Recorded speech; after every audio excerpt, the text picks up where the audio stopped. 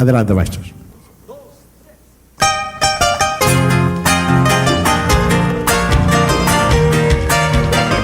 Arriba esas palmas, todo el mundo.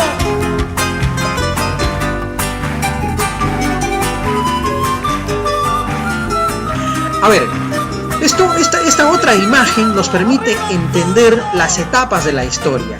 Es un conocimiento ya trillado, ¿no? Prehistoria y las edades de la historia, ¿no? Pero no es la única forma de dividir a la historia. No es la única forma de periodificar a la historia. Existen también otros criterios de periodificación de la historia. Por ejemplo, está el criterio materialista científico, propuesta por Carlos Marx, ¿no?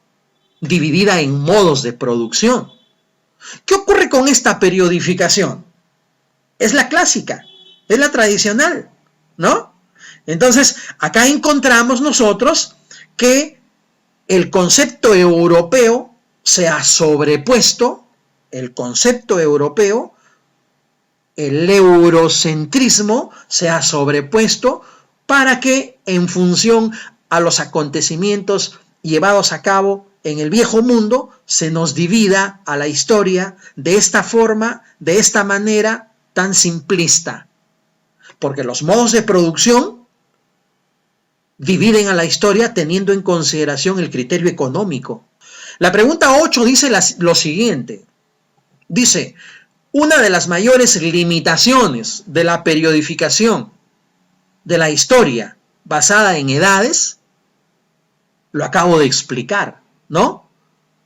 Estoy diciendo que este criterio de dividir a la historia en edades y teniendo como punto de partida la escritura es el eurocentrismo. Por lo tanto, la pregunta número 8 nos da un dato adicional. ¿Cuál es ese dato adicional? Que el eurocentrismo es una limitante para el estudio de la historia, ¿no? El eurocentrismo limita. El eurocentrismo solamente tiene como punto de referencia lo que ocurre a nivel europeo. Y esto dista mucho, pues, dista mucho de lo real, ¿no? Samira, Caterine, Johan, Brian, Yair, Josué, gracias por su participación, ¿no? Ahí están las respuestas que ustedes están enviando, ¿no? Y el materialismo, que es otra de las propuestas, hace un momentito lo he mencionado, es la más coherente desde el punto de vista científico porque utiliza como criterio las formas como el hombre como sociedad ha ido satisfaciendo sus necesidades en el transcurso del tiempo. Ahora sí, vamos a meternos al asunto prehistórico, ¿de acuerdo? El prefijo pre lo dice todo y el eurocentrismo nos dice que está referido a los acontecimientos ocurridos antes de las sociedades ágrafas, ¿no? Antes de la aparición de la escritura. Antes de su aparición, de hace unos 3.500, 4.000, para algunos 5.000 años antes de Cristo, entonces estamos entendiendo a ese periodo como prehistoria. Esto antes no se entendía, no se conocía. Se conocía a la historia desde un punto del inicio del hombre hasta los últimos acontecimientos. Ahora no. Es una cuestión didáctica entender de que hay un acontecimiento, un periodo previo, anterior a la escritura. ¿De acuerdo? ¿Y cuándo se va a iniciar la prehistoria? Si concluye con la escritura para dar paso a la historia. Pues desde que aparecemos como especie, desde que surge el Homo habilis, ¿no? Desde que surge el Homo habilis. Aproximadamente entre 2 y 2,5 millones de años. Esa es nuestra antigüedad como especie. Esa es la antigüedad que nosotros como especie tenemos poblando el geosistema. Poblando. Recuerden ustedes, este es un tema muy interesante. La segunda clase hablaremos de todo el proceso de evolución del hombre. Hablaremos de las teorías, de los conceptos, de los personajes, de sus obras, de sus postulados, de algunos más asertivos, otros más erróneos. Hoy nos referiremos a los periodos en los cuales se divide esta prehistoria. Recuerden ustedes, esta prehistoria se divide pues, en dos momentos, ¿no? Desde que surge el hombre hasta que surge la escritura, hay dos momentos bien definidos. La llamada edad de piedra y la llamada edad de los metales. ¿Cierto o no cierto? Claro que sí. Pero la edad de piedra está dividida en tres grandes momentos. En el paleolítico, en el neolítico y en el mesolítico, que está intermedio. Os repito, paleo, meso y neolítico. Igual, la edad de los metales se divide en la edad del cobre, en la edad del bronce y en la edad del hierro. O podemos también decir lo siguiente, que el paleolítico se divide también en tres momentos. Un paleolítico inferior, un paleolítico medio y un paleolítico superior. ¿De acuerdo? Bien, entonces acá tenemos estos tres elementos que tienen que ver con el conocimiento prehistórico, con la importancia que ha tenido la escritura como construcción humana para que a partir de acá se difunda el conocimiento o se perennice o se registre la información de los acontecimientos sucedidos en esos tiempos, ¿no? Sucedidos desde tiempos pues inmemoriales. Acá tenemos una evidencia, un registro de fuentes arqueológicas, ¿no? Que son las llamadas fuentes materiales, lo dije, o son también las llamadas fuentes monumentales, ¿no? Acá tenemos otra evidencia, son restos de cerámica, pero la cerámica no corresponde al paleolítico. La cerámica corresponde al neolítico, luego te voy a dar las características de cada periodo. Estas herramientas sí corresponden al paleolítico, ¿no?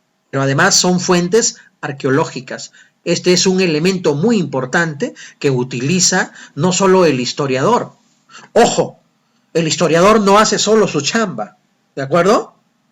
El historiador necesita del conocimiento de otros especialistas y por lo tanto del conocimiento de otros investigadores y de otras ciencias. Son las llamadas ciencias auxiliares, ¿no? Los arqueólogos, ¿no? Los paleontólogos, los economistas, los geógrafos contribuyen a este conocimiento. Observa ahí la piedra cómo poco a poco ha ido siendo un elemento sustancial en el periodo del Paleolítico para la sobrevivencia humana. ¿Sí? Vamos con la pregunta número 3. A ver, rastro o vestigio susceptible de estudio y análisis para poder reconstruir la historia. Está referida pues a las llamadas fuentes, ¿no? Y no solamente, muy bien ahí, me están respondiendo que es la alternativa E, tienen razón, es la alternativa E, que tiene que ver pues con además la necesidad de los historiadores, de los arqueólogos para construir el conocimiento histórico. Hay otro concepto acá importante que es lo de las ciencias auxiliares que hace un momentito hacía yo mención, ¿no? Hace un momentito. Esta imagen está interesante, darle por ahí una explicación. Fíjate cómo los primeros hombres del Paleolítico van a elaborar no solamente armas y herramientas, van a elaborar también algunos utensilios que van a explicarle a él la existencia de un mundo que él no entiende. Entonces, ese conocimiento, esa estructura mental que se va formando poco a poco, el hombre del Paleolítico lo va evidenciando, lo va registrando en el tallado de estas estatuillas de piedra llamadas Venus, estatopigias. ¿De acuerdo? Estas Venus estatopigias son estatuillas elaboradas de piedra, elaboradas de piedra de no más de 15, 18 centímetros, que para ellos tenía pues un significado tremendo, así como, por ejemplo, la pintura rupestre, es también propio del Paleolítico, ¿no? La pintura rupestre es un elemento que le va a permitir al hombre del Paleolítico estructurar mejor su concepto mágico religioso del mundo.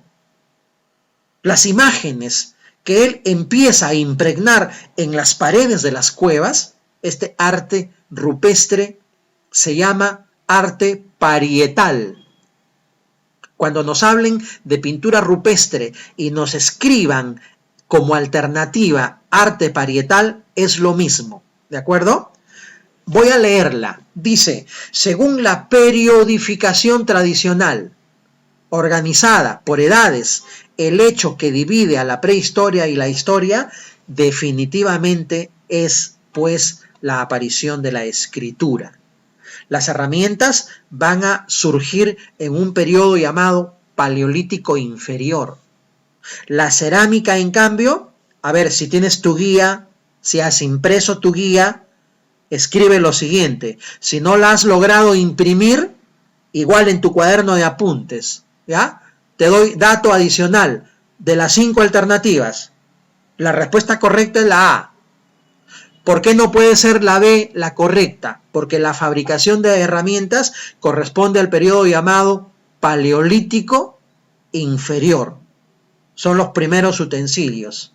Corresponde al periodo del Homo habilis. Él es el primer fabricante de utensilios. ¿Por qué no puede ser la C? Porque la producción de herramientas corresponde al Neolítico, que es un periodo posterior al Paleo. El Paleolítico tiene mucha antigüedad, 2.5 millones de años de antigüedad. En cambio, el Neolítico es reciente, no supera los 8.000 años antes de Cristo, dependiendo de los lugares, ¿no? Entonces, por ejemplo, en el Perú, Caral, que tiene una antigüedad aproximada de 5.000 años, aún no produce cerámica. Por eso la doctora Ruth Shadi dice de que Caral pertenece al periodo llamado precerámico. Anota, precerámico. Ruth Shadi, investigadora de la primera ciudad en América, la ciudad sagrada de Caral, ubicada acá en la provincia de Barranca, en el distrito de Supe, a 23 kilómetros de la costa del litoral. Luego hablaremos muchísimo de esta gran civilización que es, pues, de renombre a nivel mundial. Adelante, maestros.